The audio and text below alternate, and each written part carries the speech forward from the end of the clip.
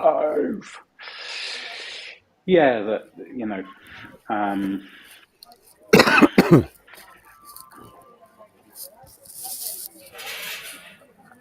this thing about speed, okay? The speed about whizzing through menus and going from one thing to the other in the path of least resistance and showing how fast you can do stuff. Um, when does that ever lead to excellence? Really? Show me an instance where, you know, somebody got something right from not thinking about it, not slowing down. Because if you go really, really fast on a computer, and this is from decades, literally decades of teaching people anything. Like the first time I was formally teaching something was at the age of 21, and I was traveling around the world teaching people scanning. And the amount of times, even back then, I'd say, dude, they would actually call up Crossfield and say there's something wrong with their £500,000 drum scanner back then. That makes it probably 5 million today. And they would go, there's something wrong with it. And I swear to you, there was one call that I had to do. I was in the office in Hemel Hempstead. The phone goes. The handler of all the international people, we're all just in a room chatting to each other about where we've been, where we're going. And this guy just says, can anybody go to Copenhagen? Does anyone want to go to Copenhagen? And I go, yeah, all right. So anyway, they sent me there for 3 weeks to do some other jobs as well. But I went and did a troubleshooting call for a day. You go in for a day, and so you're not touching the machine. You just do basic shit to make sure the machine isn't broken in any way, and very rarely would it be. And this guy was screaming at me. He's saying, "This bloody machine!" He's kicking and everything, and he's saying, "You watch. In the morning, it's What? okay. You watch in the morning, it's okay, but after lunch, no good." And so everything he's doing on the keyboard is really, really fast. He's making shitloads of mistakes. He's saying this doesn't work, that doesn't work. I just say, slow down. Too much work, too much work. Gotta go fast, gotta go fast. And then I'd say to him, but I've only been watching you for 20 minutes, and 50% of what you're doing is to correct the mistakes that you've made. So if you just don't make mistakes or make 50% less mistakes, you'll get so much work done, right? Okay. Anyway, in the afternoon, the machine started doing really weird shit. And do you know why? Because this was the first time in my life I ever saw this. In this company, they had a vending machine, and in it was beer. This guy was pissed in the afternoon because they drank cans of beer like we would have been drinking Coke or whatever. And Cup of tea. and so I wrote the report back to the office, and I just said, look, there's nothing wrong with the machine. The guy's drunk in the afternoon because after he's had 4 cans, he hasn't got a clue what he's doing, and he's useless anyway because everything is. And I see it even today. You know, why don't you just slow down? Just don't even do Yeah. anything until you think it through. You know what I mean? It's like who does that? But we're the first on the list to listen to that as well. I mean, how many times a day do you find that, oh gosh, it took me a pause before, slow down, cut in, and then you Mm, actually went logically through? You know, I mean, how many times have you gone to something on the internet where you want to do a particular thing that in a program that you're used to, and you go into tilt mode, or mm, a lot of people do. mm. And yeah, we can look at the problems for that and look at how society puts pressures on us and so on and so forth. But at the end of the day, you know, I just don't think we translate that into slow means we're probably going to find the solution and be more efficient at the end of the day. Yeah, but also slow means you're cognitive as to what you're doing rather than, Correct. because to go fast, all you're playing is a program that you've already made. Okay. And if you go really, really quick, you're not paying attention to what you're doing. right? Because the whole reason for playing a habit, a program, is so you don't have to worry about it because you just think it works. And the amount of people that I have sat with, and they paid me, obviously, I did decades of consultancy with photographers in the beginning of the digital revolution. And they would pay me to go into their companies and teach their staff and teach them or whatever. And the amount of times they would go, I want you to tell me about this technique. And I go, okay. And they tell me what they do. And they go, let me show you. And they will then bring up a directory of images. And I'll say, do it on that one. And they'll go, no, it won't work on that one. Well, it's a pretty crap technique if it's image sensitive, right? and then it's like, well, how can you believe something to be good when it's dependent on the kind of image you're doing it on? That doesn't work. No. And then the other one was, the best one was when I would say to somebody, why don't you just do this to an image? And they'd go, okay, well, what I normally do is I'll try this first, just in case it works. And then and then invariably it doesn't work. And that's always the one which is the path of least resistance, the one that they can just do just to get it done. And if it works and they're happy, then they can move on. And if not, then they have to revert the image back and undo all the changes. And then they try the next version of that effect. And so it's a lucky dip approach to pleasing your eyes, because everything is done for the gratification at the time when you look at it, instead of just spending a couple of seconds thinking what you're doing, execute what you've done with known facts, not beliefs, and then arriving at the predictable goal in a controllable manner. The problem is you can't learn that in a book. There is no book to teach you that. There's only experience to teach you that. And so, Sure. And definitely experience is important. If you've got a point of reference going back to your frame maker or an offshoot from that from last week. Yeah, I mean, everything considered, or likely not to create a workflow for each different type of image, but to have a workflow that is slightly adapted because you're using the same fundamentals yeah, to be yeah, efficient. And yeah. I enjoy teaching that.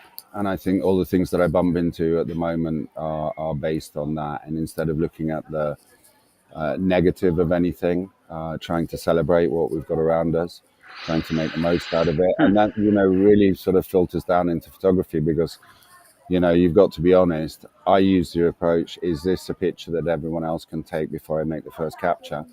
And then looking at the first capture, it doesn't stop there. And I think for a lot of people, that's the pitfall of the instant digital acceptance and the way that we see things, that there's no, well, where's the next right answer? Because that was one answer to your involvement at the initial stages with your relationship with that scene. And I think, that links nicely into curiosity, because you should concentrate on asking the why. And when I'm trying to move forward with photography, it comes very naturally, the enjoyment that I get and the quality that it improves my very existence on a daily basis is the same when I'm teaching. Is just literally trying to emphasize, look for the next thing. We're not just rushing off to see something else and accepting. And it's sort of, I think people are taught to remove things from an image.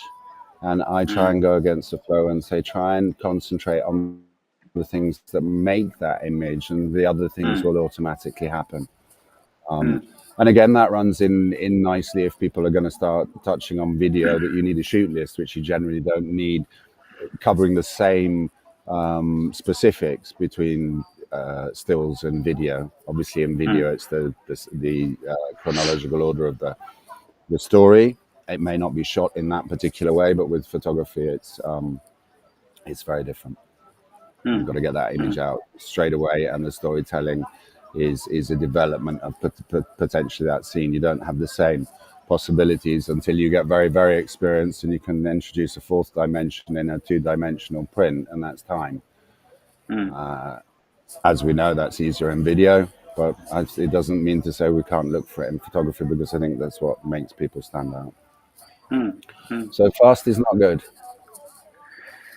Yeah, it's I've got so many anecdotal little things that I could say about that. I might get to it later, I'm sure, with one or two of the things that we might talk about. So I just want to welcome anybody who is watching.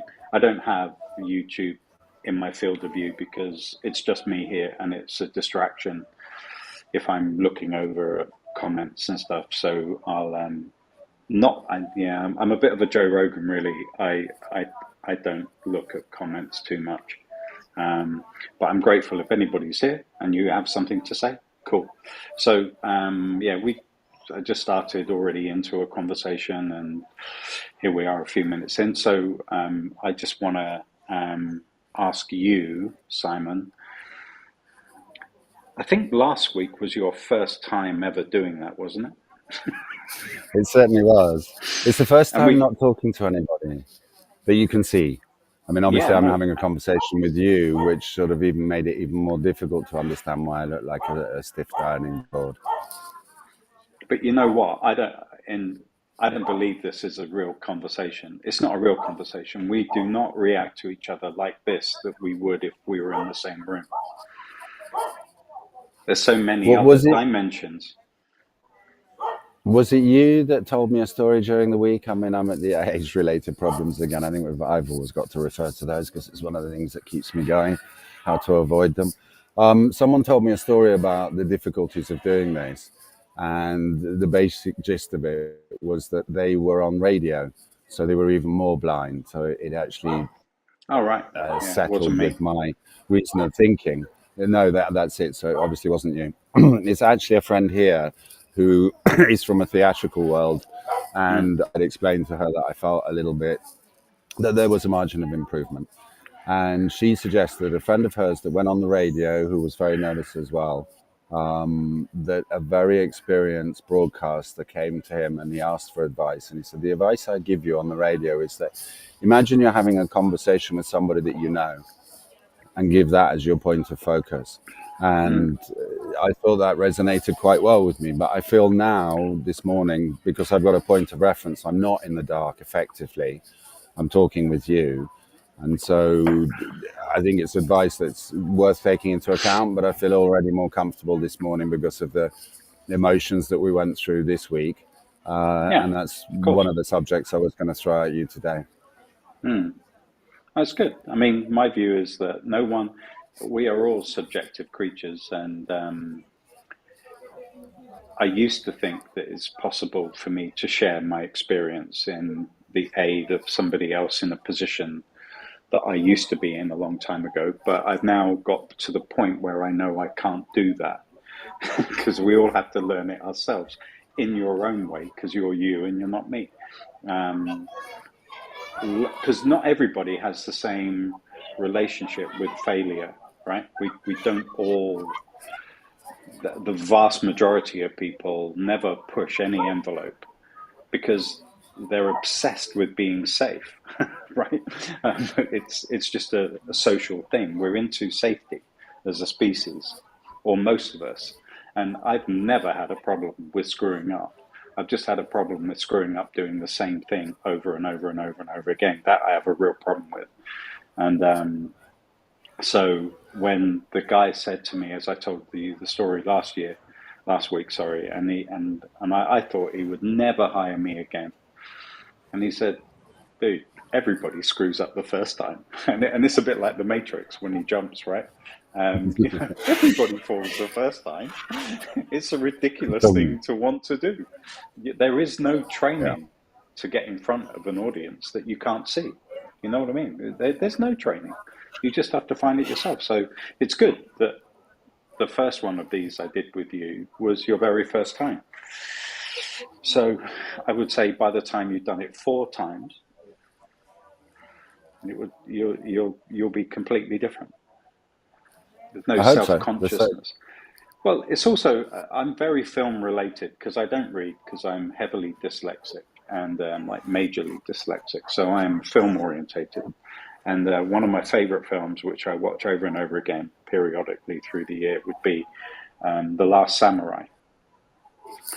And there's just a couple of tiny bits that really, really mean something in that film. And I love everything about the Japanese culture, even the distasteful bits. I'd rather have those distasteful bits than the bits that I would get where I'm from. But there's this bit where he's trying to beat the guy who wants to kill him with the wooden sword. And they're all betting on him and stuff. And then each time he ends up having a battle with him with the wooden sword, the guy always gets the better of him. And then the guy he's living with comes up to him when he's on his ass, when he's been hit again, and he's really frustrated. And he comes over and he just says, "Too many minds. Too many minds. You have a mind for the audience, you've got a mind for this, you've got a mind for that, you've got a mind for this, and you need to have one mind, and that's for doing what you're doing. And no more mind, and he just says too many minds. And then that is the catalyst for him evolving. You know what I mean? It's like, and he doesn't get it immediately because he has no idea what he's hearing, but he does. And if there isn't a human that can't learn something from that, right? Too many minds. We've got too many minds for everything. And you look at a kid that can be just so spotlight focused on a Lego model they're building, and that nothing else enters their space. And it's like, it takes me half an hour to unravel all the different things that I've got in my head so I can focus on building an action. Or adding to my stuff. It takes ages to get to a point where I've only got one mind. And if somebody comes in and says, "Do you want a cup of coffee?" It's broken. It's broken. Yeah, And then the bloody phone's exactly. going off. I turn off everything. I don't care. It's the only way I can get stuff done. And that stayed with me from the moment I saw that. Is just too many minds. And when you become an adult in this world, oh, holy shit, do we not all suffer from that? I think so, but I think at the same stage, turning that into a positive is that's the great No, thing about exactly. having these teaching platforms. Because you Mm, mentioned Catalyst Moment, and I think it's really important that the experience that we've gained, that there've been a number of those catalyst moments, mm, and just being able to sort of say to somebody, the example that you gave of the child being able to make the Lego model, if in our society today that child shows a concentration, it's almost frowned upon because the parent's going to mm, tilt using the word fanatical. And so, there's so many reasons to understand why people are fast. And the great thing about doing that is then to try and understand how you find the catalyst moment in each of mm, those people. mm. Yeah. Because if you think about it, the frightening part of slowing down is that the overall it's going to take too long. Mm, mm, And that's verging on the anti-logic, but that's where we seem to position ourselves in life with the policies and mm, procedures that we see around. And then you can argue that it's easier to sort of highlight the negatives, but it's okay to highlight the negatives if you can turn them round into making that celebration of what you're doing an easier mm. task. Well, I do have one little thing I can add. Yeah, I've got something I can add to that. This was my education when I started work at 16. I joined a litho company, purposely joined a non-union company because I couldn't get my head around the idea of a union. Um, and and so I went with a non-union place, which meant I immediately started work. I didn't have to go through 2 years of cleaning the toilet and getting people sandwiches and picking up their dry cleaning and stuff. I was straight into work. And after about a couple of months, my boss one day, I got this job. It came into me. I built relationships with our customers. They would come in and they'd give this particular job to me because they liked what I did last time. That's just like a photographer with a lab operator, right? You would get a relationship with the individual in your sphere. And I remember one day my boss, he, he just sat there and he just watched me receive the job, and I immediately just looked at the job and I ran into the dark room, and he just shouted my name and he just said, "Guy, get here." I went, what for? I've got a job. I've got to do it. He wants it really quick. And he said, it doesn't matter what printing company says we need to print this job today. It doesn't matter whatever a company ever says, what the deadline is. If you screw up, there is always time to do it again. It doesn't matter what kind of pressure they put on you. We need it right now. We need the plates. We need the Kremlins. We need the scans or whatever. That if you mess it up, there is always time to do it again. It's just Of course. they won't give you that time in the beginning, so you can do a relaxed, precise job to get it right first time. They'll put you under pressure. And then he said the other thing. He said, I've been watching you since you've been here. And I didn't earn a lot of money at that time. And he just said, within 2 days of the week, you cost me your salary and all the mistakes you make because you rush, because you want to impress people with how fast you can get the job done. The only thing that matters is you get it right first time, 90% of the time.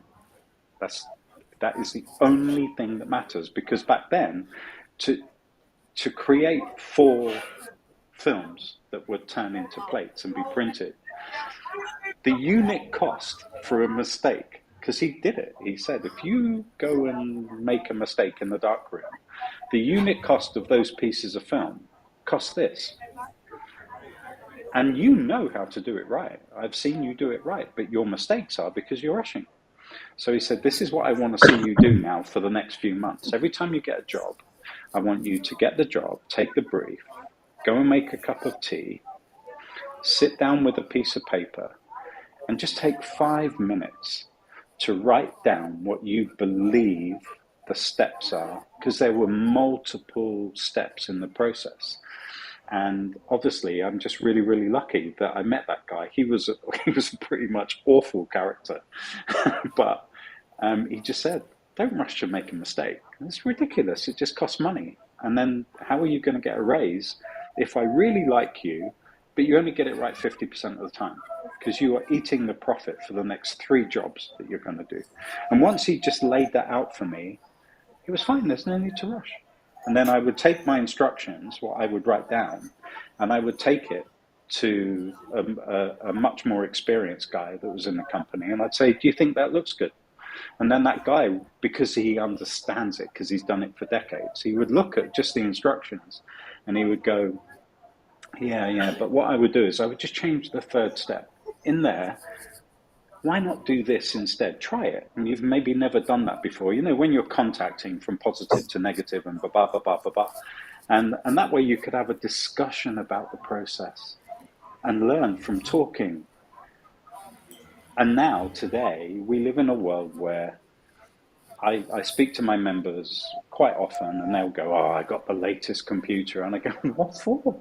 Or they will call me and they'll say, I'm looking to upgrade the computer. I've just wondered what you think about what computer to buy. And I just go, it doesn't matter which one you buy.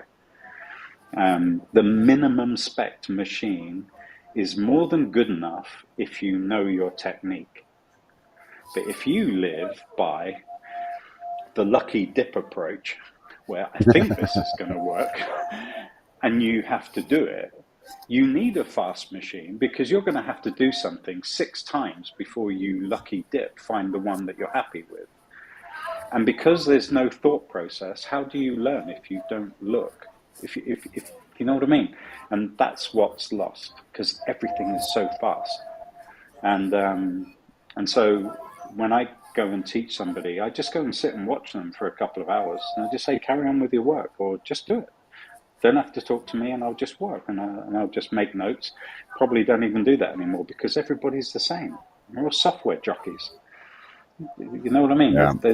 There is no technique. It's what function you use in a piece of software. There's no technique. So, but the mistakes, you know, with the view of, I'll buy the fastest possible computer so that I can do Command Z so often in the day, and then just try something else. Well, great, if that's what you do and you're happy with it, cool. But and I certainly don't want you anywhere near my website. No, I can't teach exactly. somebody who doesn't want to learn something. But honestly, you know, there's no manuals anymore. Manufacturers do not have to provide manuals or anything that teaches anything. It's all let us do it for you. Noise reduction. It's just done in software. Now it's AI this. Just do this for me. And it's, for me, I can't do that. I find the challenge to a certain amount of these things is trying to find the common ground. So, for Mm, example, it might sound like it's going off on a tangent, but it's not. Quite often, we've got very little time to evaluate an image in daily life. I'm not talking about mm, anything specific. A relationship you might have with someone that did the work that you did in a high end part of the creative sphere of photography. We judge a photo with one word: does it work or doesn't it work? Generally, mm, and so mm, when I'm with people to try and open the curious larder and get some tins out that they can open, it's like, okay, so if we agree that we judge pictures very quickly or even considered, and it will either work and it doesn't work, that's great. Now, can you look at a picture, establish one that works, and explain to me why it works? mm, mm, And you know what it is. It's an mm, unhealthy silence. But if you've got them in that position, then that's when you can start throwing things in that link to the amount of time that it's taken to come to composing. You know, taking images. We're always talking about taking images. You mm, know, is it always a negative kind of thing that sits around photography that allows it to be a discussion that can often slide into the negative instead of looking at the positives? mm, Similarly, when I've got different levels in my groups, how do you make them all feel comfortable at the same time? Well, the trick that I believe works certainly for the way I approach things is that I ask for a definition, a sentence definition of light. And again, there's an unhealthy silence. And so therefore that allows me to present the possibility that if you're doing photography without light, you don't have photography. And so therefore, why wouldn't mm, you dedicate time to know mm, about qualities and all the other aspects of light? And so I find mm, that's the way to try and move along with both the time involved, and then, as I think we discussed in the week, when I go to a particular place, we're not running around from one iconic location to another iconic location. I tend to go to places where I can start a session that only finishes when everybody's happy. mm, And if you don't stay in that one place and go through the actual motions and see how elements relate to each other, or how light and the quality of light, you can actually see it. You just have to, as you say, go into that mode of just the only thing you're concentrating on is that. And I mm, think that's why mm, it makes my workshops a lot more easy, because everybody feels that they're getting the same opportunity to put their own mark on how they retain that information, and more importantly, how easy it is to connect that information to mm, when they're actually in every new scene. mm, mm, So yeah, it is a problem, and I like to think that people like myself, I hate feeling that I'm either knocking anything to do with photography when there's mm, clearly tsunamis that have come through in the last 3 or 4 decades. mm, But if you concentrate on the positive and inspire people in that way, and just constantly remind them of how you can break something down. I mean, I'm guilty of it. I look at an mm, image, I do exactly what you do. I try and look at the image first and say, I know what the overall result is. Does my experience allow me then to break that down, stop that fast track to the final result, and work out what the mm, ingredients are in a way that's considered, that, as you say, at the end of the day, because I think people who haven't been involved in your industry that say, oh, well, you got it wrong, where's the cost involved? Well, sitting around waiting for the chromolins to come off a machine is a time aspect. It wasn't just a quantity of financial output for buying a box of film. Time is money. And, Well, I mean, certainly from a to make a chromalin proof, when I used to make them by hand, by dabbing, before there was a machine that would do it automatically, I used to have to put the dabber wow. into magenta, and literally there was a technique to learn to be able to get the density of the powder even and correct. It used an A3 chromalin. The cost of it to produce was £30. Yeah. So if I So screwed funny, I'm up, going to go off on a tangent now. If you were a dabber, how come you didn't go off and become a vomit installer in an interior design capacity for other people's houses? Because what did drum scanners do afterwards? I mean, that leads on to more or less my no. question. Why do you do what you do, Guy? Um, what do I do? Um, it's a difficult one to answer. I think, why do I do it the way I do it? Okay, why Okay, do I do it the way I do it? I decided I might. I've got your images here, so I'll put these on afterwards, and I will do a little demonstration, perfect. just to show anybody who watches this why I do what I do. Okay, so I'll try and. I don't think I do anything quickly. So okay, so let's go with. Oh, let's go with this. This will be an easy one to do. So, I mean, it's a nightmare of an image. So look, here's an image that I took with a very expensive Sony camera, and because of the way I think about a camera, I have no deep and meaningful respect for cameras, which I see other people have. It is just a photocopier. All it does is I point it at something and I can change a couple of parameters, but I can't make it not take an image like that. Okay? I mean, if I want the highlights in the file, I can kiss goodbye to the shadows. So we're all used to this. Okay? And we have been ever since digital cameras came around. So my workflow for doing this kind of thing is I just get it in a raw converter. I think one week we will just discuss raw converters because there is just so much to say. But anyway, I use the bridge or I use Adobe. Okay, it doesn't matter if you're using Lightroom or if you're using Adobe Camera Raw. I build some presets that I can group my. I can narrow down my number of choices in the same philosophy as you would with a camera, right? I mean, you don't have a shutter speed where it goes from 1/200th, and then you don't have the ability to then go 1/225th. You don't have an infinite sliding number.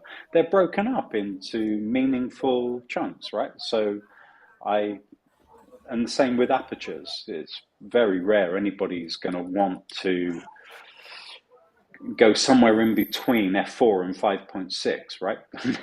You know, 4.75 aperture. Does anybody do that? I don't think so. Many cameras wouldn't even give you the ability. So this would be, I wouldn't do this for the whole process, but this shows the thought process of how I work. And this is obviously how I teach the members. So this is the original image on the left-hand side. This is my linear profile image that is the next step in the process. Then what you might call is the creative step. But to me, it isn't. This is mechanical because right now, metaphorically speaking, like you're wearing a cap, I've learnt the discipline that when I'm looking at the original image, I would be an idiot to think I can look at the original image and allow my imagination to decide what I want it to be once I finish retouching. Because the original image is so ridiculously awful, doesn't bear any resemblance to the original. So what I do is I put a. You're old enough to remember Wurzel Gummidge, right? Remember he Certainly had am. different. You remember he had different heads. I remember many years. I did this in a seminar. I just go. What I do is I put my image processor head on, which doesn't have the ability to be creative like a retoucher. I've taken that out. Okay. So I don't think retouching here. What I think is I just want to process this back to reality. And because I was there at the time, that's very easy for me to do because I remember what it looked like. So I'll just go through a very simple one, two, and then I just decide how much I want the highlights to be prominent. I want it to be about there, and then I say, okay. So that's all I do for my conversion. There's no wanging around to try and get the image perfect because in my mind, there is no raw converter that can create the end game inside the raw converter because they are the path of least resistance. It's just wang bars. I can't do anything other than the wang bars. So then I just process it using my process. And right now it's going to do probably something like 250 to 300 discrete little manipulations. And it's going to end up with an image, hopefully, which will be infinitely better than the original. And then from that point, it will now hopefully inspire some sense of reality to what I was looking at the time, right? So we don't need the middle one anymore, so that will give us a bit more screen space. So if we look at that versus the original, and that camera on the left with the lens that I used is in excess of $6,000, maybe $7,000. So how much money you spend on your camera, the difference in how much money you spend is, there is a difference maybe, especially in the spec sheets. But there is this belief that an expensive machine gives us a great result. And clearly it doesn't, right? This is the worst case light source that you can get on planet Earth. It's in a desert in the Middle East, midday. There is nowhere on Earth where the conditions would be worse than this. And not for a millisecond do I ever consider the conditions I'm in when I have a camera, because I developed a system that I can process to fix the camera, not make the shot look good. And it's subtle, but it's really big. So when you look at this, I mean, I took this on purpose, not because I wanted a picture like this, because I look at it and I go, well, that's impossible to get right in camera. And the whole point of this is I lived it through the advent, the beginning of digital cameras, way before that ridiculous term HDR ever came out. I mean, I understand why it was used, but it was never qualified by the manufacturers. Processing needs, to me, to be objective, not what I think.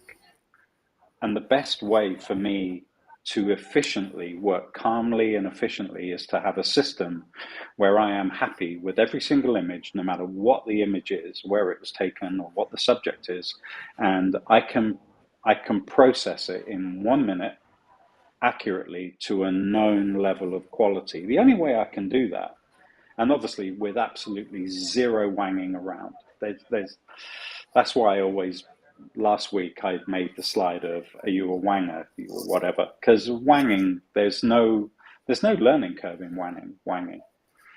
Just going, I need some shadow detail, and just looking at the screen and just doing this with your hand and never looking at the figure that you left it on, there's no learning curve. You are going to, in 20 years, you're going to be doing the same thing and you're going to be in the dark, but you will be 100% dependent on the manufacturer of the software. So it's just too vague. I think the great thing that you're explaining is that you're lining yourself up for repeatable results, and that's the key. Yeah, because I'm the age I am, and because the imaging industry was configured very differently before.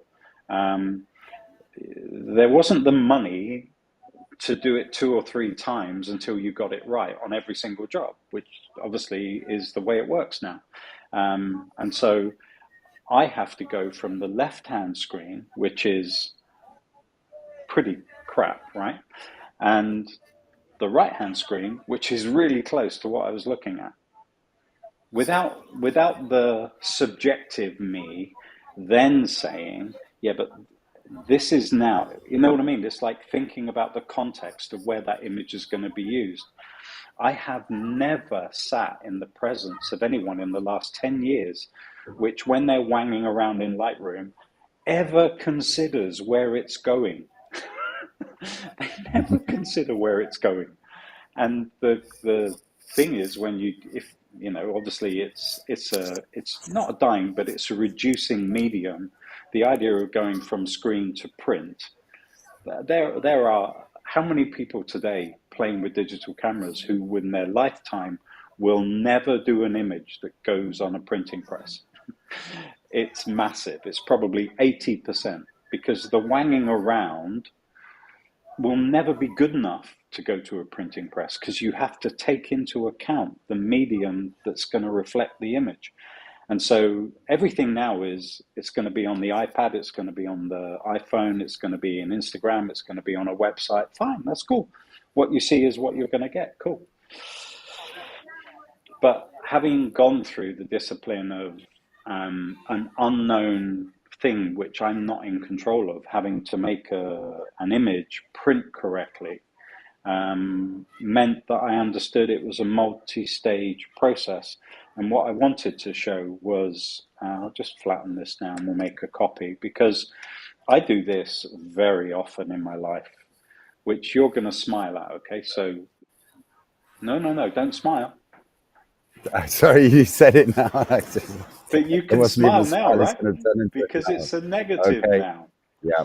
Okay, so there are so many times when I look at an image, I will turn it into a negative because I need to decide whether that image is good or not. And if I just do this, because my eyes are going back to the days when I used to do film, I just want, oh shit, I've messed it all up now. So let me just get this right. So I want to do this one, then I want to do this one and this one. I'm just going to invert.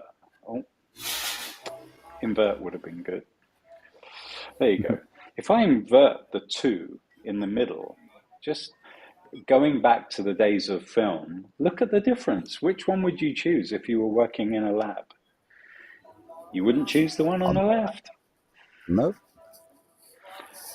And so when it comes to the highlight and the shadow, if you had a negative you were looking at, which obviously was the predecessor of how we work today, I know that 20-year-olds are going to go, it's a waste of time. Well, that's really good. It's fine. I couldn't give a damn. This is really important because to be able to see the detail in the shadow, it's really important to just go Command I, because now I can see what's really there. It's harder to see it in this image because it's really, really dark in our eyes, and also the environment that we're looking at. If you've got bright light coming from around the monitor, if you've got lights on, if you know what I mean, it's like the environment you're looking at the screen will massively affect how much you can determine the discrete details in the highlights and shadows. And say like in the context of a wedding shot, first thing I'll do on an image is I'll just go Command I before I do anything. And then when I do my middle flat image to process, I turn it inverted so that I can sometimes, not every image, but on a real hero image, I'm going to turn it inverted so I can see what detail I've got to play with. No, I think you make a great point, because just by flipping that into negative, the people that use sliders, that's changed nappy time, because effectively what they're doing, the reasons that you qualified, if you do use a slide bar, look at the numbers, because then you've got a point of reference. If they don't know what other effects are happening to their image when they're only concentrated on changing the contrast or something like that, again, it's that whole speed, slowing down, learn what each and every tool does, then you can actually use it. It won't be as efficient as what you're doing. And obviously seeing when you inverted that, density of the negative was key because it allows you to see the detail that was there. Yeah. And anything, again, like I'm always asking for things to give me more time in the field for composition, in post production. We're using masks the whole time, and I think that Mm. as teachers, to a certain extent, we've got to pinpoint that that there are advantages in being able to read things all the way through the photographic process. Because the minute you Yeah. start using masks or understanding that you've had contact with a negative, that also allows you to think about visual interpretation. When you go into a scene, for many years, people say, "Oh, yeah, okay, I've got a visualization of this," or just trying to explain Mm. visualization. Mm. And I think these Mm. fundamentals are so important. Mm. Well, it's the thing is, and I'm going to show you something that I did for a member 2 days ago. I'm hoping the permission that he granted me to use for demonstration purpose extends to YouTube and not just the membership. But I'm just going to show you. I'll show you an image in a minute. But basically, when I came in, from my point of view, of all the different companies I work for and different transitions, when images used to only ever come out on pieces of film, and you put pieces of film on a drum, and then the film bit disappeared, and you scanned onto a hard drive. And then it went a good few years in that mode, and then we had retouching stations. Instead of seeing the scanner as a retouching thing, it wasn't. You then had a retouching station that could access that hard drive,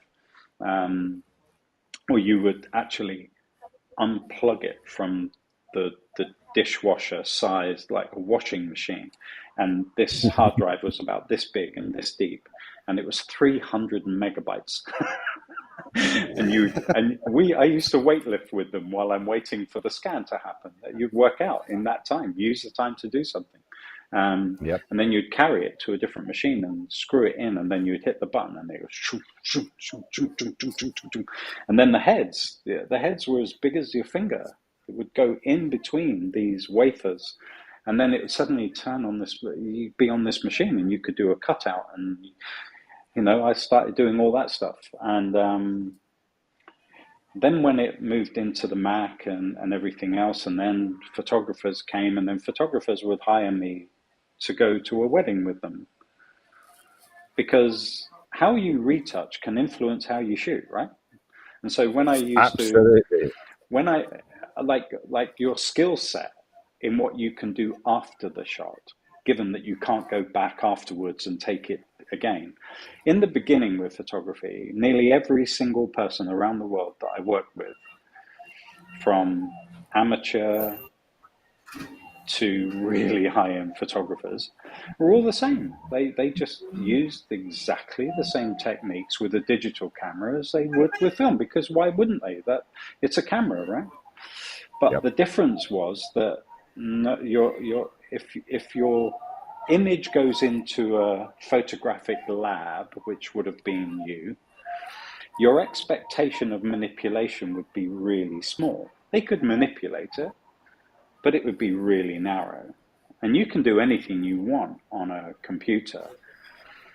And what most people do is make very unnatural looking images very, very quickly, because there's no guardrails, right? There's no guardrail on the wang bar that just says, don't be stupid.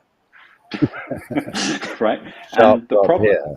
and one of the biggest problems that I found is when photographers retouch their own work, it's too emotional. And I go back to the days when it was a commercial thing, and each and all of us in it we were just a part of a process. It was never a good job just because of one person. It was a good job because of the art director's vision, and we all did our own little bit in a chain link, and collectively we all had our part to play in that magazine front cover or a center spread or an advert, whatever it was. No one sat there and went, that's my image. No one, because we're all part of a process. It's not like that today. And if all you know is just wanging around in a piece of software, well, it stands to reason, isn't it, that your imagination and your subjective creativity, you will only allow yourself to imagine shit that you know how to do, or that the software can do. And all the things that gave me the most amount of pride and happiness in my job was problem solving. I loved the problem. I loved the job when it came in and no one in the company knew how to get that job done perfect. because you'd sit there and you just think about it. You just go, well, if I go down this path, I go down this path. If I do this first, and then you find solutions, and that's gone now because no one Well, challenges that's anything. I spend a lot of money on a camera. I spend a load of money on a computer, and we all use the same crap software. And if all we did was use the slide bars in any software, that is a very limiting environment to work within. And I know for sure you couldn't create this.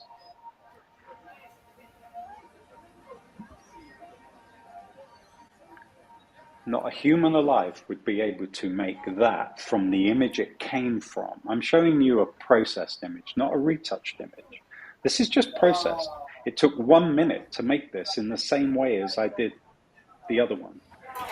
I was just demonstrating the process of processing. And my friend looked at that and he went, well, I would need to bleep it because we're on YouTube, but it begins with F. And if I show you where it came from, he's using a 100, I think it's 110 megapixel Fuji medium format. So you're nodding, you know what it is. So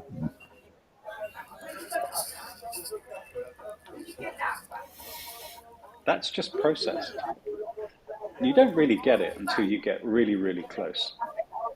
The shape and the detail and the contour of the tone shape. This is why I have sometimes I have a visceral reaction to people when they go, yeah, I'm just going to get the quarter tones right. Now I'm going to get the shadow tones. How do you know it's a quarter tone? There is nothing in the picture that says, hey, I'm 25%. Why bother doing that? The camera is screwed because it's a consumer product. No matter how much you spend on it, the manufacturer puts a tone curve on it. And we have always needed to get rid of that. If there's any manufacturers one day maybe looking at this, give us an expert option to give us linear and turn your crap off, please, so we don't have to undo it. Because to wang around in any raw converter on the one on the left, you'll be there for a very long time. Yep. I like retouching. That's my passion. When you said in the beginning, you said, why do you do what you do? I love retouching. I like taking an image above what it was at the time, either to my brief or yours. Which image should I look at and let my imagination run wild of being creative of what I would like the image to be? Can I get it from the left-hand image? No. But if I let my eyes have Wurzel Gummage's head of being a retoucher and look at the right-hand image, I'm starting from a much healthier position. So what I would do if I was a photographer today and I had a company is I would never process my images ever again. I would just go back in the days and bring in interns, have apprentices, and allow someone else to follow some very, very simple if statements. It's just 3 if statements to create the image on the right with my system. And then I'd get somebody who doesn't know how to do it because they will actually do it better than you. Because you'll have too many minds. They'll only have one mind. And if somebody does all of your processing for you for a very small amount of money and you then give them the experience, and then you just come in and take the image on the right and turn it into something else, turn it into something better, that to me is like, I'm then doing the thing I enjoy more than fixing a tone curve on a very expensive camera when the manufacturer... Because it's used as a marketing tool. Yeah. And I just know from standing with people, you can't, this effect from one to the other, you can't do in camera, right? You can't do at the time. You can't do it. No. It's not possible. So why waste your time? Get better at what happens afterwards. And then that way I spend less time mucking around, trying to overcome the deficiencies of the camera, many people go reflector or whatever. Well, that would work in this case because the guy's got dark skin. But it wouldn't work with me, because if you had a reflector on me, my face would be overexposed, because Yep. you can't tell the reflector not to work in the skin tone, can you? So, but you can on a computer if you just think that way. And no one's encouraged to think that way when the tool is not in the software. You know what I mean? It's like, portrait sharpening. You say portrait sharpening to people, and they go looking for the preset. Like, you can't It's do not on the portrait list. sharp. You can't do portrait sharpening in raw converters, because the people who make the raw converters haven't got a clue what that is. So until it does, I can't really take raw converters seriously. So I don't lean on them very heavily. I just use them so I can, because I like batch processing. So if I was my friend on this shoot, I'll come away from it now. I think it's been on there too long. I like batch processing because I build things for batch processing. So for me, I would just get my laptop with a job. If you wanted a job processed, I'd meet you in a cafe, and all I would do is simply go through the raw files, flatten them out, get them how I want them to be, pick them up, drop them on a droplet, and have a coffee with you. And by the time we finish the coffee, they're done, and they all look like that.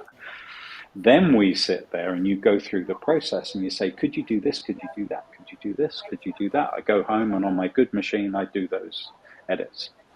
It's much better workflow. Why keep doing the same boring stuff every time? You batch process it. So I only think that way because I used to install scanners for manufacturers. I used to install them, and these things would cost, in today's money, millions of pounds, and you couldn't leave until the customer signed off on the facsimile of reproduction on a printing press. That was your job, and I had a week to do it, and I would do a set of proofs every day, and they would print, and then we'd bring it back, and I would mark up the reproduction minus magenta plus yellow, whatever, more contrast, this, that, whatever, and and then we'd get them to look at a chromolin or a wet proof or even a printed sample, and then they would get the signature, and then I spent 2 weeks teaching their operators how to use it. And so you're contorting the manipulation of a scanner or the reproduction of a scanner to fit an endgame. And that endgame could be anything. And I treat the camera exactly the same. It's a fixed device. It doesn't do something different because you point it at a face. Its reproduction is exactly the same. It just slides up and slides down based on the aperture shutter combination with ISO, and that's it. But it still does the same shape. So if you build an antidote to the device, well, then you don't have to put any attention to detail into the individual image from the device. You can trust the workflow. And then I can be uber creative at the end of it, no problem, because I'm seeing something infinitely better. So in a fraction of the time, you end up being infinitely better than wangy, brushy. So, sorry, I'm done. No. It makes sense because what effectively, as I've understood it over the years, what we're doing is we're taking away what isn't needed on a file because it just makes it a better image seen on the back of the camera for a different kind of market. And then you go through processing and then you add the creative effects at the end that's relative to you actually being in the place. But going back to what we were talking about earlier on, just to bring it into context, when I first started out as an assistant, you were the bogeyman. The scan operator, the drum scan operator was a bogeyman. And just listening to you talk, it's like us and them. And in before we went live, you talked about the general hierarchy or just the workflow within that teamwork that was also important to put out valid content. And perhaps I was fortunate, very much like the guy that explained to you very clear instructions and a process to evaluate before doing the work to save time from the errors that you made. I think it was only about 3 or 4 campaigns into working with this photographer when I understood the importance of what the drum operator was doing. And generally, I'm pretty sure you know that from our side, with everybody having an attachment to their own input to that. And certainly when a photographer hands over a transparency Hmm. and vaguely knows that that person is then going to be important in the return, the safe return of that unscratched, oilless transparency, Yeah, that yeah. created a fear environment.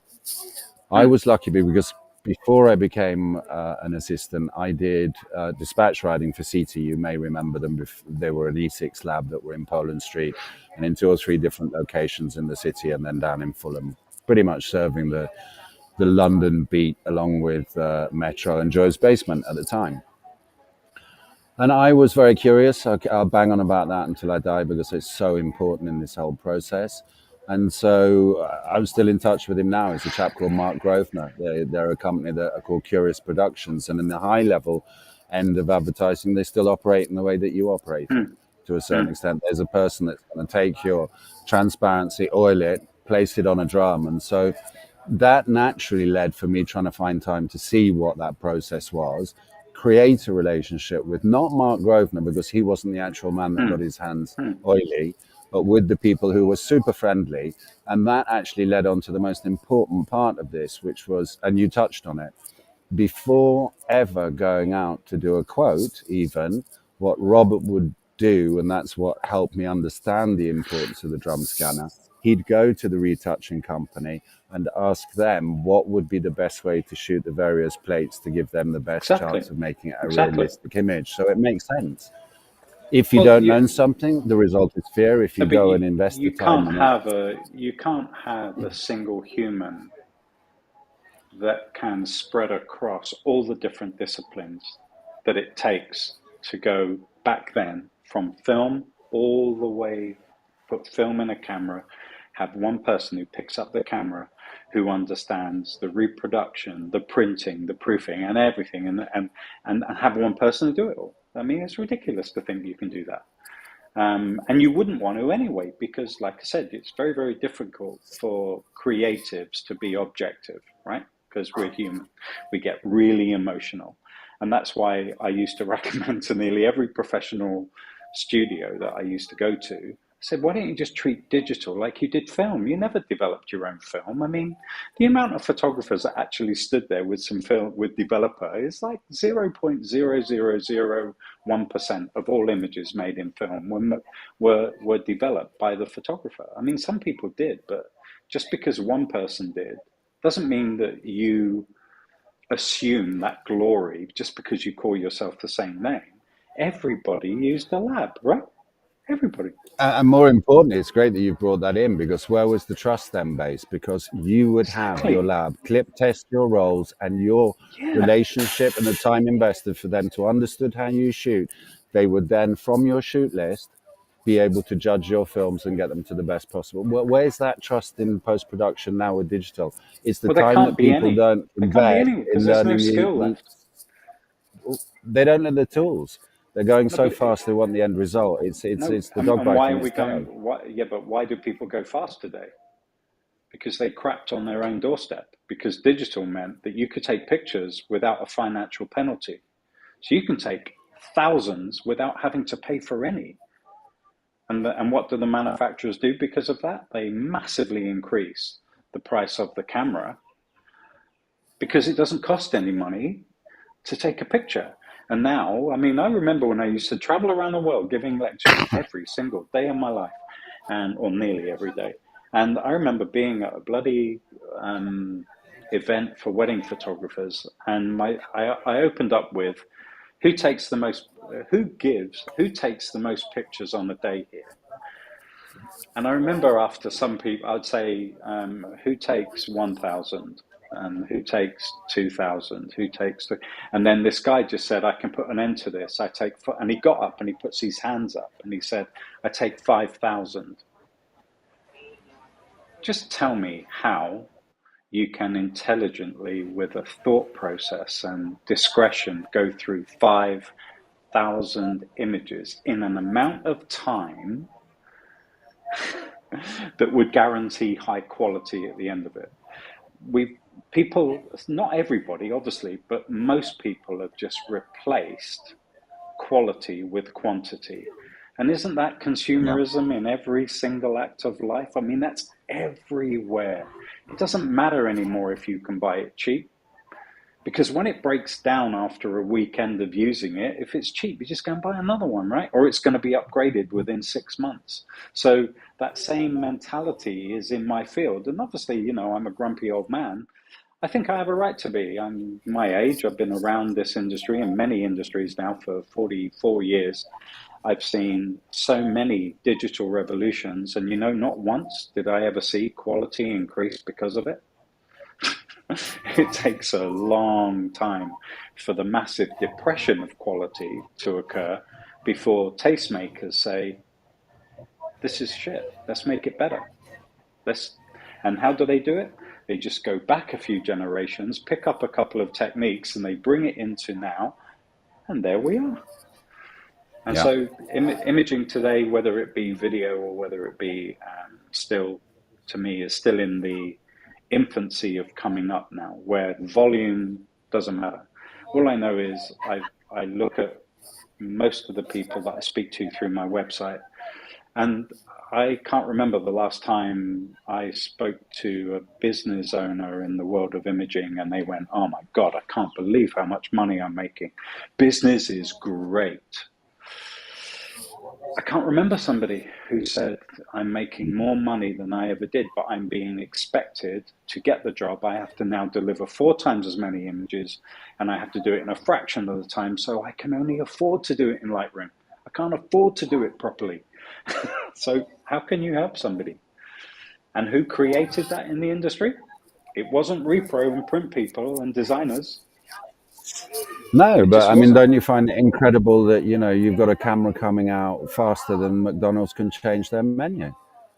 I mean, it's all that added pressure, everything. I mean, Exactly. they took a dive with the cell phone, and their response Mm, is basically, mm, as I threw in the AI thing last week about, why would I want to pay to unlock for something? I'm already pissed that I've got to take my expensive camera to have it calibrated. Okay, I can understand there are tolerances and different factories make different components for the same model camera, so there's got to be a tolerance. But then I've got to mm, then calibrate every. Where was that in the film day? mm, The film plane was there. The lens mm, focused on where the film plane was going to be. So, to a certain extent, yeah, a grumpy old man. I think you're being realistic about the situation, and the key perhaps is being able to discuss it in a way that's not negative, but opens people's eyes to say, do you know what? There's actually a little bit of sense in that. Slow down. Does slow photography work as a rhyme? For me, it does. It's really the essence of what I believe. You've got to consider everything, and as you've always sort of demonstrated to me, and certainly within the action, you take the bits that you relate to because they relate to the mm, process in terms mm. of efficiency and repeatability. Well, to me, yeah, I mean, look, it's just scientific. And I was a doer, then I was an installer, then I was a manager, then a director, and you got different degrees of responsibility when you go to director level when you're 27 of a massive print company. And I was technical director of the whole place and scanning director at the same time. Um, I had 7 days a week, 24 hours a day scanning on 5 scanners going into a system. And it was my job, whenever anything went wrong, when somebody bounced the quality, when something went wrong, they would call me. And I'd go with my densitometer, I'd go with my loop, my little magnifying glass, and then there would be the scanner operator, there'd be the system, Cytec system operator, then there'd be the film output person, there'd be the plate maker, and there'd be the printer, and we'd all be in the room together. And each person involved in the job would be there with their supervisor, and then I would walk in when they were all there, like the executioner, and I would just have to look at what we started with, look at what was printed, look at what the client has said as a reject, and then it would take 30 seconds to just go, look, densitometer, have a look. Is it dot bigger? Is it smaller? Whatever. Yeah, it's the plates. You fucked it up, dude. You're not going to get sacked, but seriously, did you really need me to come in? You it was you. Just put your hand up. Yeah. But you couldn't. And for me, the end game, if I'm going to be able to make the end game a predictable success first time round, you can't be buying somebody's presets, which are creative presets, because you have no idea how it's going to react with the image you're working on. And so if you want to get there first time right, pretty much every time, it means you have to understand every step. Of So course. you can learn at every step. So you can keep narrowing down your tolerance of variation. So you can just convert, process, retouch, and that's done in like 5 minutes. And it doesn't matter what quality you're looking for, your level of quality is going to quadruple Of from just course. wanging around in a raw converter. So, but you can only do that if you're scientific, and that's the opposite of being creative, right? So, Absolutely. we'll see. We'll see. I'm sorry if the noise levels have gone That's up. fine. We've got some Look, just so people people know, moving the furniture here. just so people know that I was the person that encouraged Cymon to be out in Italy, so we can get a sense of what it's like to be in a place of culture. And from time to time, there's going to be a bit of noise, but I like it. It makes me feel like I'm out in a cafe somewhere. So I'd rather do that No, than I love be it in the because studio. basically we're changing seasons now. So you have 6 months here where you're sort of used to the way of life. And then Mm, obviously the tourist season cuts in. And so, for example, for me, it's nice for exactly the reasons that you've explained, but it's also nice for me after so many years of being here, see how people react differently to things. And obviously the people had seen the way the place is set up, and because they've got young children, they wanted to come into more shade. of And I don't course, think they it's could fine. work out what I was doing.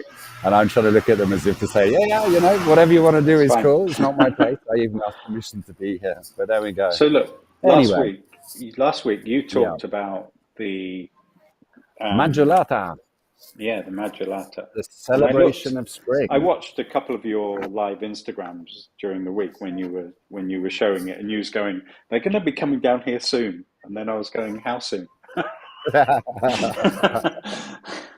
But anyway, I've got some images that you gave me, and we're going to let you talk about them, right? Yeah, why not? I mean, the great thing is, as you know, I mean, I've had a connection with Lucignano for the last 24 years, and to a certain extent, these pictures come from the first ever time that I've been present at the parade. Ah, ah, Yeah, no, I mean, it's all good stuff because effectively, if you think that before I was nearly always working in the periods, and to mm, actually come to an event tired and probably have to park your car half a mile away and then carry your equipment up and so on and so forth. And to a certain extent as well, my ignorance said, well, I go to Siena and I do things that are perhaps a little bit more valid. And that's the wrong approach. mm, I came in the evening. I came again with a concept. I wanted to use the evening as a test because on Sunday, towards the evening, they'll start this flower wall where mm, they dismantle all the floats. I also have permission to go up what's called the Cassero. It's one of the lookout towers that's on the walls of mm, Lucignano.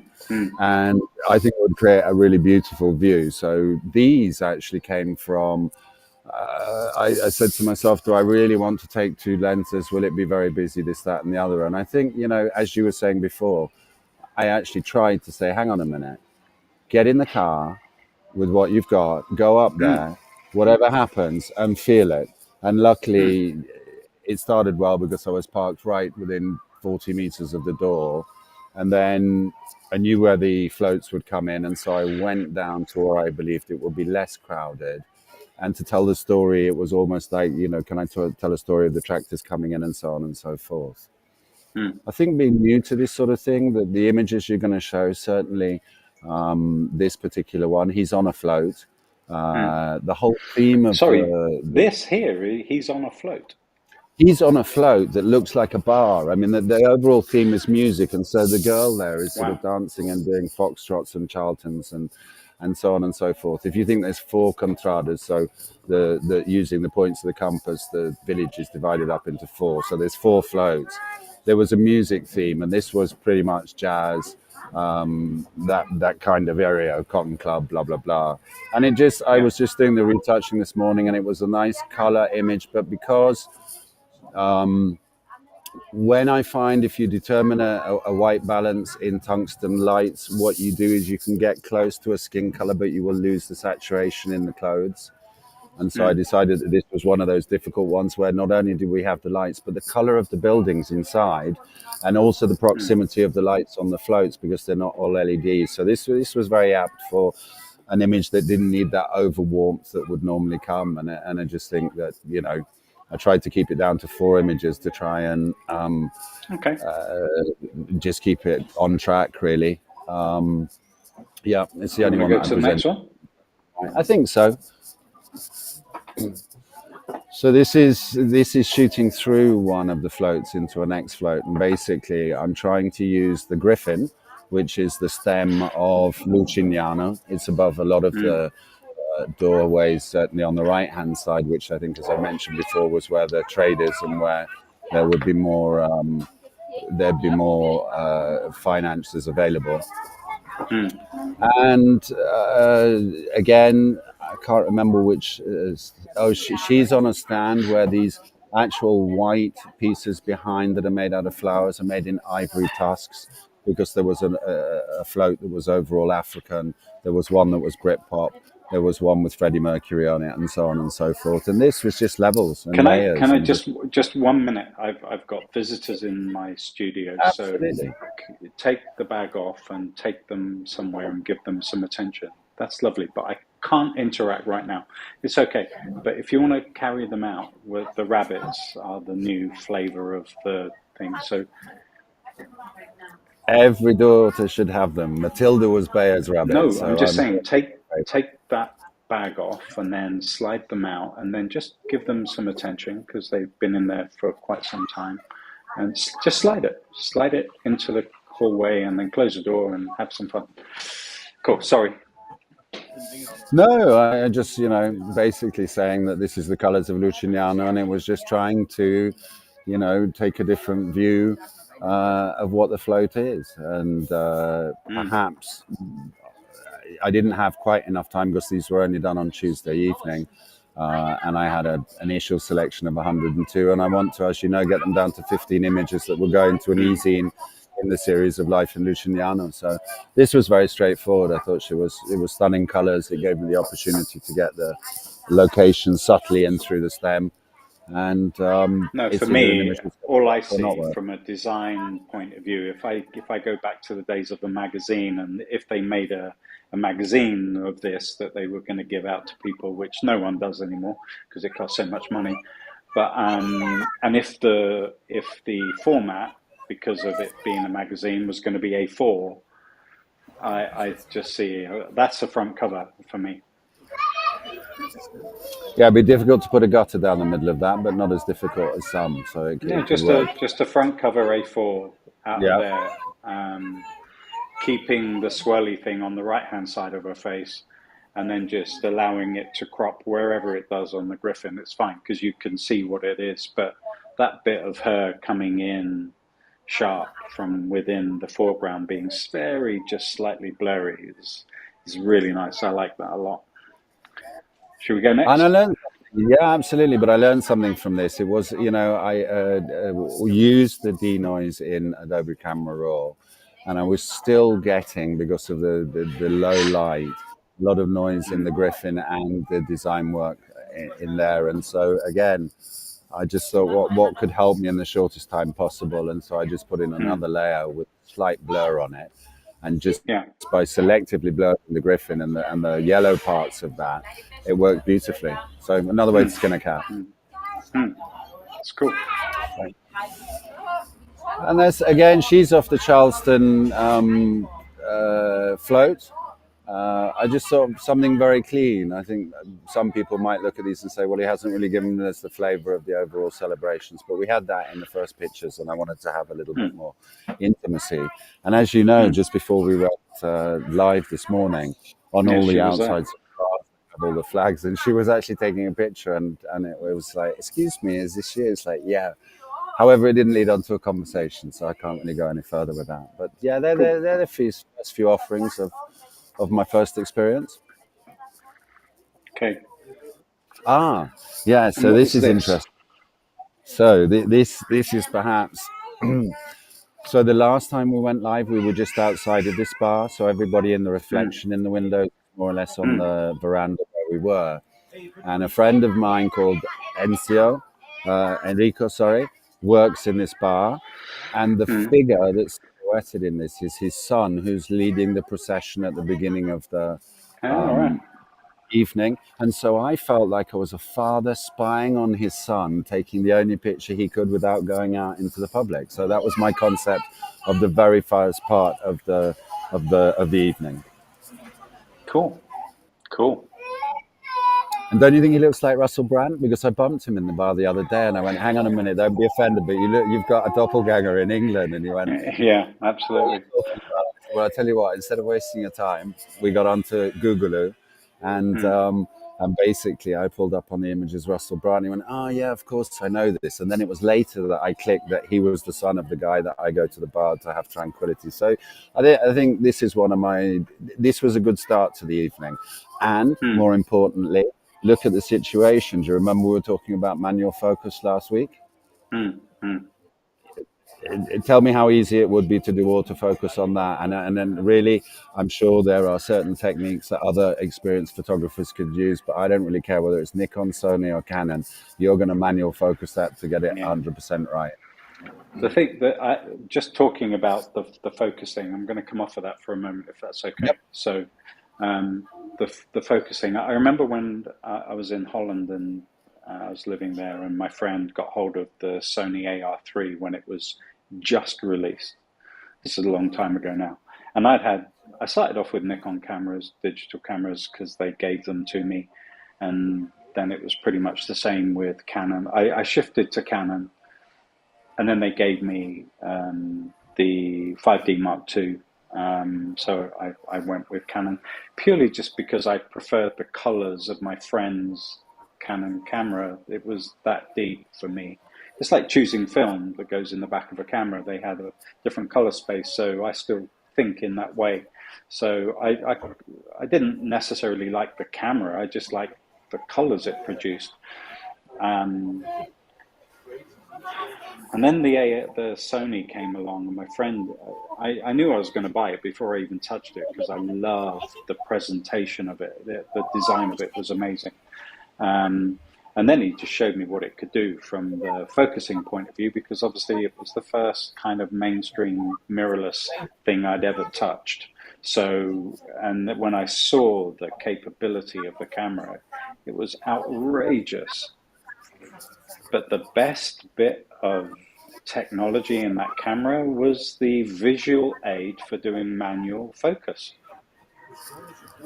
The visual aid for Magnifying manual. So glass. Boom, boom. yeah, when I went from Canon, because I just got rid of every single piece of photographic equipment and I gave it in lieu of the A7 III with a 85mm 1.2 lens, and that's pretty much the same configuration I had with the Canon. I had the 5D Mark Sure. II and the 85mm prime. I can't remember what it went down to in terms of aperture, but the I love that lens and I love shooting with it wide open. But the problem was with shooting with the Canon, it was a lucky dip. There's no way you could guarantee that the eyelash was going to be in focus. And then as soon as I picked up the Sony and then I went into manual focus, I could then narrow it right down and I could pick which eyelash would be in focus with one shot instead of having to take 10 shots and hope I get it right. Um, and then when I got the Leica, which sadly is in that drawer and I'm without an assistant, the Leica has Another got whole experience. this Leica has got, it's built for manual. And Yeah. it's not a free flowing, real easy thing. It's a dampened, really soft, but you have to really be quite deliberate with the focusing, and it's just beautiful. And I shoot manual focus all the time now. because it's an Yep. enjoyable thing to do, because I'm not in a rush to take the picture so I can take the next one. I like, and the thing is, we're not talking about it takes 10 minutes to set it up. It takes 5 seconds instead of two. How many pictures am I going to take when I go away? But I want to control it and be, and that means, I think, I am closer to being able to hold up an image and say, this is my image. Because if I focus it rather than let the camera focus it, is it really my image if it's sharp? If someone comments on how amazingly sharp that image is, do I really have the right to chuck my chest out and go, yeah, I'm a great photographer, when I know I had nothing to do with focus? I just bought a camera that does it for me. And AI is the door opening to this, isn't it? I even heard that somebody the other day told me they let AI right now do the beautification on faces. Okay, fine, you're in production, you're a professional dude. And his view is, why not? There is That's why through not. the neural filters that I have that no have idea. started appearing in I didn't even Photoshop. ask No, them. well, I'm not yeah. interested. I will I think it's never like be anything, interested. guy. You've got to cut in and out of what you feel applies at the time. I'm a great believer that manual mode is not a trendy thing to know. It's understanding the capacities and you having control over Hmm. every element of that photograph. So my answer to you would be yes, you could use the argument, if I do everything manually, I totally own that.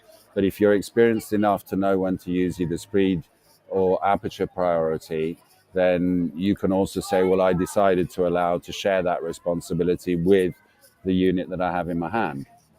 Well, the thing I would add to that is that it's only a discerning choice if you know how to do it manually.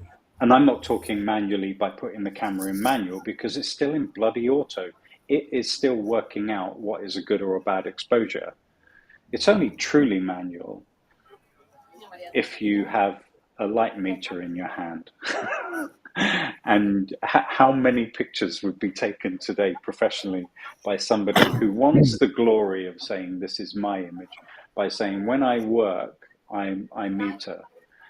I don't know if anybody in the future history of time will ever manually meter. Why would you? That's how I look at it, because the camera is really, really good at working out exposure. Okay, it's really good. It has loads of choice,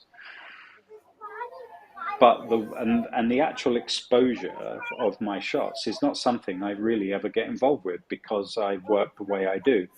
The camera is flawed in its reproduction, so why would I give it any of my attention? I'm happy to just understand the range that the camera has and know that I need more, and I can't fix that in the camera, so why waste my time even thinking about it?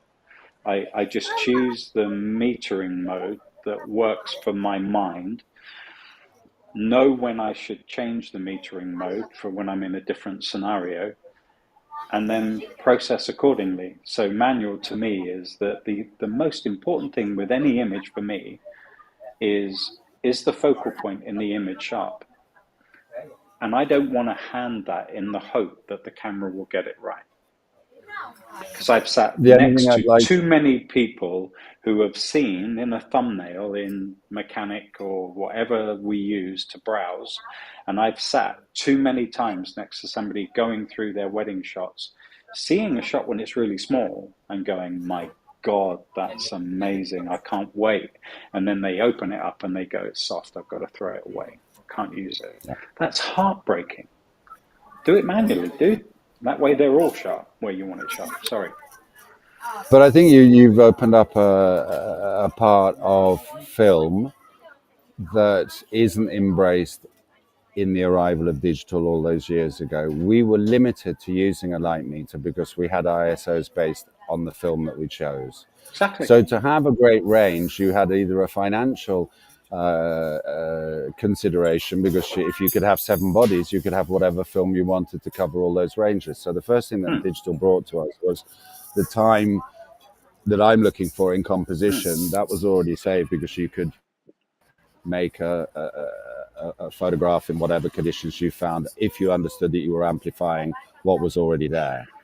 Now, using a light meter and using a film, through experience, you started to read also the conditions. And what I'm coming on to is that when I get out of the car, before I still challenge myself to say, am I in the ballpark of what the camera's giving me? Because you don't lose that. So it emphasizes how important it was to be able to manually focus, to actually consider why and what you were actually limited to, and then not lose sight of that when you're suddenly given a time saver, when you might be in a smaller percentage of times when it was more critical to get that right because it wasn't repeatable. Absolutely. And that's another positive to take from it, because you don't hear people singing about, well, you know, what's great about digital is that I don't have to have all those ripped off Kodak Tri-X labels in the back of my bag that would go into the back of my camera to remind me what film I had in it. I mean, that was great because the discipline of actually doing that leads on to the benefits that I've already discussed. But we lose that because we just rely on either auto white balance or auto ISO. And, you know, auto white balance to a certain extent, I've been looking at that recently because I'm a great believer, perhaps. But although I'm not having great results with what I've done with the Carnival, because if I set it at a certain Kelvin, it still can come out warm rather than leaving it up to the camera to guess. But that's the principle I try and use, is give yourself a standard, because then you know where you're starting from to go from there. I know that tungsten lights give you warm light, so why wouldn't I try and correct that with the Kelvin and then use the flexibility that I might have in a raw converter or in Photoshop? And I'm having troubles at the moment with that, but I like to find the Well, solution to it. I treat color temperature exactly the same as I do processing. To me, it's not a Okay. creative thing. It's just a numeric. It doesn't mean anything. When you see 5,000 or 5,500 or 7,500, it means nothing to what true Kelvin is, because every camera manufacturer has a different relationship with those numbers. So I learned in, Christ, the really early days. I met this guy at a talk that I was giving, and he was just talking to me, and he just said, "Yeah, I shoot on flash. I put it in flash mode, and it only took me about 12 and a half seconds to realize that he was on the money. I just put it in flash mode, and that's it. Yep. And then as I get to know what my taste is to flash mode, then I'll go into custom and I will micro adjust to my flash mode. But I won't, why would I let the camera determine the most important thing of the image? And then I just said to him, I said, yeah, it really frustrates me, because if I go out first thing in the morning, everything's neutral. If I go out at sunset, everything's neutral. I want it to be as it is, like it would have been with film. Morning should be blue and sunset should be red. Now, what red and what blue, okay, we can pick and choose or whatever, but basically I want my images to reflect what time of day I take the picture. So I just came up with my own little schematic in my head every time I get a new camera, because the one thing I don't like about my Sony, there's only one thing I don't like about it, and that's the fact that the colors are not what I became used to with the Canon, and the numeric value for color temperature is not the same. So for me to be happy with my camera, and my camera is always in flash mode, whatever that is, and it's different with every camera, but I put it in flash mode because it's theoretical neutral. So theoretically, when the sun is perpendicular, if you take some of your clothing outside and put it on the washing line and take loads of whites, blacks and greys and take a picture, what you're trying to work out is what is the Kelvin that you need on your camera. Forget the modes. What's the Kelvin you need to reproduce those greys correctly at midday light? And then if you just shoot only with that Kelvin, then in the morning they'll be very blue, and at sunset it will go really, really warm. Now, in my experience, midday or good daylight shoot is fine. There's no such thing as color temperature for shade. I mean, did we ever do that with film? I don't think so. You didn't have a shade film. No. So you just had the color temperature was in the film, man, and you have filters that you put on. So I think the same because it reduces the amount of choices I have to creatively make, and color temperature is in thousands. So for me to come on each image to the right color temperature when most images we take are with a single light source, which in our lifetime is going to be identical in our lifetime. So narrow it down, get standardization, predictable, and then in the software, it's really easy. As my images go, as I learn with my camera, how too much blue does it go in dawn pictures? Because it's always too blue. But then if I think of it analytically, over time, I will arrive at what I call stops. I just hold the shift key and I use the arrow key, and I don't adjust my color temperature in thousandths. I change it in 500ths, and I just call it clicks. And I know that in an image that I take at dawn, I'm going to have to go shift 3 clicks, and it gives me perfection. And then when it comes away from the optimum midday towards the sunset, when it's way too warm, I do shift clicks in the other direction. And it's really surprising how what you want is a known mathematical, scientific, precise number. But no one looks at the bloody numbers anymore. They just wang around and they don't look at the number to realize that every time you do a sunset shot, you wang it to near enough the same space. If you just look at the number, you'll realize you're doing the same thing. So instead of the wanging, it's numbers. And I've never let myself ever pick up the slide bar and just go dunk, dunk, dunk, dunk, I'm happy. It's click on the numeric, and I type in the numeric I need, and I'm happy first time, every time, 98% efficiency. And that way you can teach it, because the amount of times I've gone into good design studios or photographic studios and the people are saying, I can't teach them what I want. And it's because you don't even know what you're doing mathematically. So how can you? Because and you sit there and you have to be blunt because and this photographer's going, yeah, I want this guy to be able to do what I do. And I say, so what do you do? And I said, and he'll go straight to the computer. I say, no, talk to me. What do you do? Well, I can't say the words. I have to show you. So then he'll go, wangy, wangy, wangy, and I go, why did you do that? And he'll go, because on this type of image, I quite like it when it looks like that. And I just say, why don't you write that down and then work out how you could possibly convey to a human being what you want, you monkey. If you can't describe what you're doing, you don't know what you're doing.